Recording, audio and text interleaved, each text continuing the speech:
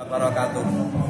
Kami perwakilan dari Pondok Pesantren Darun Najah Desa Mimpitan, Plosolor, Kecamatan Posokaden, berkomitmen untuk tidak mempercayai, meneruskan dan memposting berita hoax yang tidak bertanggung jawab, karena berita hoax akan memicu konflik sosial dan memecah belah persatuan. Semoga pilkada aman dan sukses. Wassalamualaikum warahmatullahi wabarakatuh.